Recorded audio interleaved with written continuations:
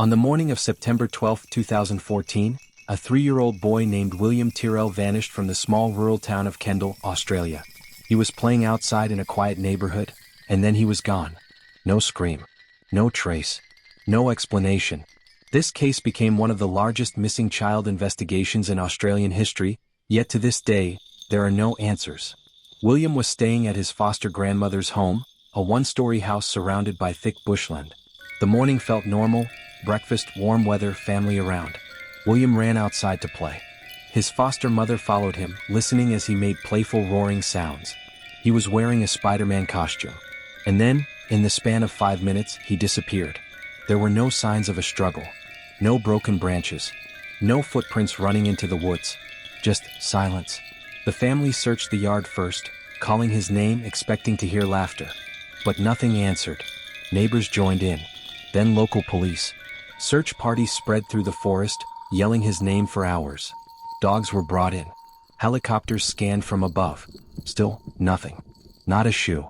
Not a thread of fabric. Not a single trace that William had walked away on his own. Experts concluded, if William wandered into the bush, he would have been found. Which meant one thing. He didn't walk away. Multiple witnesses reported seeing 2 unfamiliar cars parked near the house that morning. Both were described as old models, dark-colored, not from the neighborhood. One was seen driving fast, leaving the street shortly after William vanished. Police believed this could indicate an abduction, fast and silent, the kind that takes less than 10 seconds. But the cars were never identified, never found, never traced. Over 1,000 people were interviewed. Dozens of suspects were considered. Homes were searched, vehicles seized, computers analyzed. But the deeper investigators looked, the stranger the case became. There were contradictions, inconsistencies, timelines that didn't quite make sense. Yet no evidence, no confession, nothing to hold on to.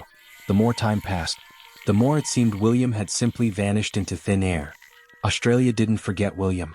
For years, his image, smiling in his Spider-Man suit, appeared on TV, posters, social media. Communities held walks, candlelight vigils, public pleas. The question always remained, where is he? And perhaps more painfully, what happened in those 5 minutes? As of today, there is no closure, no remains, no arrest, no confirmed event. The case is still active. Detectives still search, still question, still follow leads.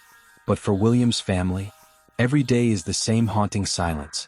A child playing, a brief moment of distraction, and a lifetime of unanswered questions. Some mysteries are terrifying because of what we don't know. Because the world is not supposed to let a child disappear without a trace. But this one did. And somewhere out there, someone knows the truth.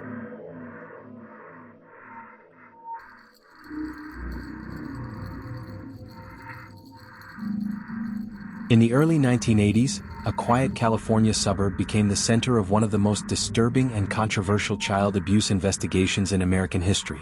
It began with one child, one accusation, and a playground behind a small preschool.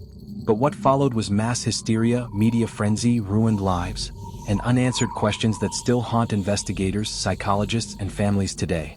This is the McMartin Playground case. In 1983, a mother in Manhattan Beach reported that her young son was behaving strangely. He was anxious, fearful, having nightmares.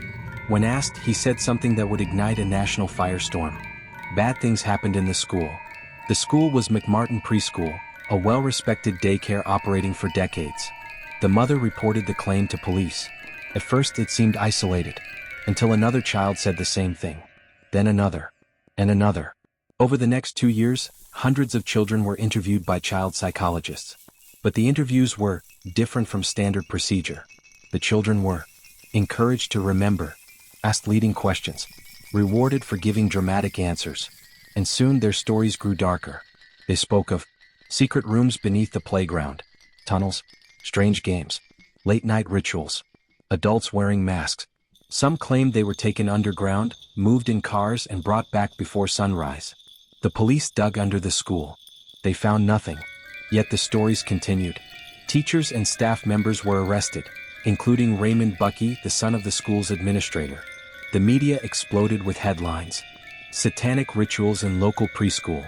Children forced into underground chambers. Cult abuse exposed.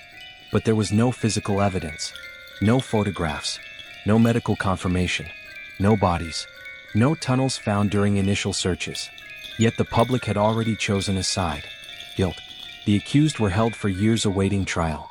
Years later, private investigators hired by parents performed new excavations beneath the school property. This time they reported finding filled-in tunnels, patches of looser soil, evidence of past digging. Some believed this confirmed the children's stories. Others said it was coincidental geographic formation or old construction pathways. To this day, the findings are debated. No official ruling was ever made. After the longest and most expensive trial in U.S. history, lasting 7 years, every single charge was dropped. Not guilty. The accused walked free.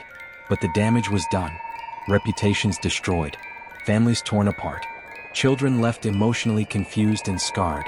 Some experts argue that the children were guided into false memories. Others insist that their fear was real, even if the truth was hidden. And then there are those who say, something was happening. Someone made sure it was buried. Literally and figuratively. To this day, there is no consensus. Some believe it was mass hysteria, the result of flawed psychology and moral panic. Others believe it was a real horror, masked by careful planning and hidden evidence. But one thing is certain. Once a community believes that the playground, the place meant to be safe, is dangerous, it never truly goes back to normal.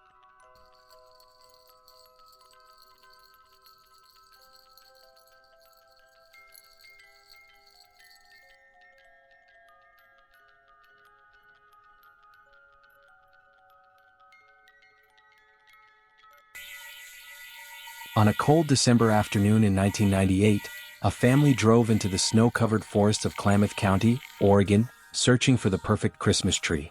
It was supposed to be a simple family tradition, a day of laughter, snow angels, and holiday joy. But instead, it became one of the most baffling missing child cases in American history. 8-year-old Derrick Engebretson vanished, as though the snow itself opened and swallowed him. And what was seen near the playground the day before still haunts the town today. This is the story of the park bench stranger. On December 5, 1998, Derrick, his father, and his grandfather drove into the Winema Forest. There were other families around, many children. The area was commonly used for winter recreation and playgrounds during warmer months. Derrick ran ahead to look for a smaller tree to bring home. He wasn't far. He wasn't out of sight for long. But when the family called out to him, there was no answer. His footprints showed he had walked in a small circle, then made what looked like a snow angel. And then, the footprint stopped, as if he had vanished into thin air. Search crews arrived quickly. Dogs tracked Derrick sent to a nearby road, and then it ended. This meant one thing: he was picked up, taken. But by who? Witnesses came forward saying they recalled seeing a strange man in dark clothing, standing near the children's recreation area. Days before Derrick vanished, he was watching kids play. Not speaking, not smiling, just watching. The locals would later call him the park bench stranger. During the first night of the search, rescuers found a small broken branch, a piece of child's clothing snagged on bark, and drag marks leading downhill. But the trail ended in an open patch of snow, with no footprints leading away. It was as if the person carrying him did not walk. Some suggest the snowstorm covered tracks. Others believe something else happened, something calculated. The boy's father later recalled seeing strange lights deep between the trees that night. Not flashlights, not headlights, something hovering, silent. But nothing came of it. In the months that followed, multiple families reported the same man at playgrounds and schoolyards across nearby towns.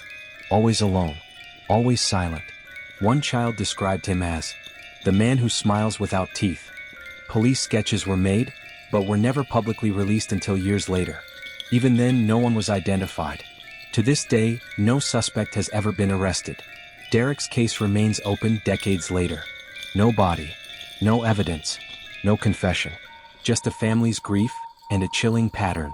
When a predator studies playgrounds, they don't take children at random.